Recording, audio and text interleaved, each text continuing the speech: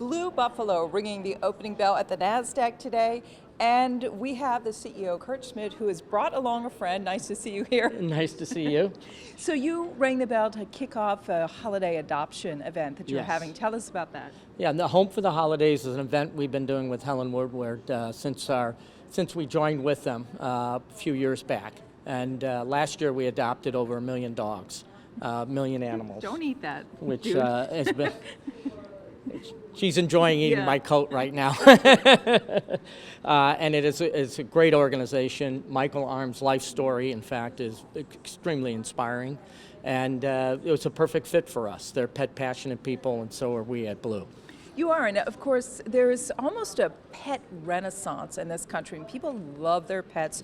You guys have seen strong growth, analysts looking for about 12% growth next year. What do you attribute that to? I think it's just the humanization of pets. Pets have really become part of the family. I always talk about it, 25 years ago, Fido was in the backyard, then he got a dog house, then he got into the house, then he got into the bedroom, and today he sleeps on the bed. And that kind of humanization and growth in the business is just incredible. And it's really summed up in our mission: love them like family, feed them like family. And on the feeding front, you are bringing some of that in-house. You recently broke ground on manufacturing. You had some legal issues with a supplier. Can you update investors on how that is progressing in terms of bringing things in-house? Well, we've always had a hybrid, what we call a hybrid model, which means we want to have, because of the size of our business growing, we need to have redundancy and capability.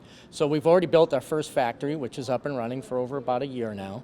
And we just announced the new factory in Richmond, Indiana, which will also house our R&D center. We're building our first R&D center. And we're also expanding our Joplin facility in Missouri. And in terms of additional expansions for the business, how should investors look to you as a growth story going forward? Well, as we grow, as we build a factory, we don't build capacity ahead of demand. As we get enough capacity to bring in-house, we build a factory.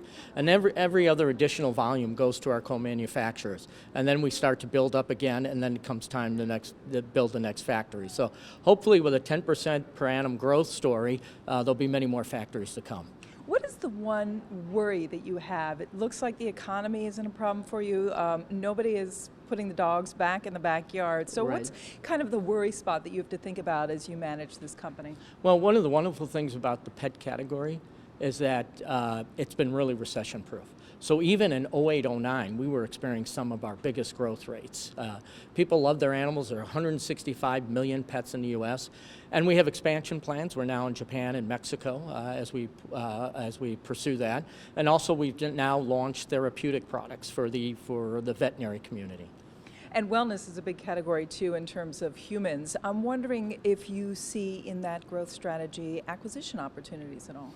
Well, we have so much focus on building our own brand and the growth rate that we're seeing in our brand. We're the kind of company we'll look at everything, but at this point, we got enough on our plate just to grow what we got.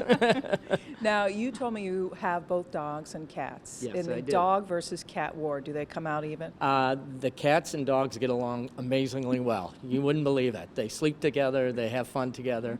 One is a purebred. All the other animals have all been adopted. In fact, 2 of them were from Australia. We adopted in Australia. And if people have some questions about this adoption drive or perhaps interested in taking something this adorable home, how can they find out more information? Just go to the Helen Woodward Foundation website or Home for the Holidays, and they can adopt one of these. In fact, they can adopt this puppy if they'd like to. I might take that one home with me, actually. Kurt Schmidt, it's been great chatting with you. Thanks so much, and good luck with the drive. Thank you.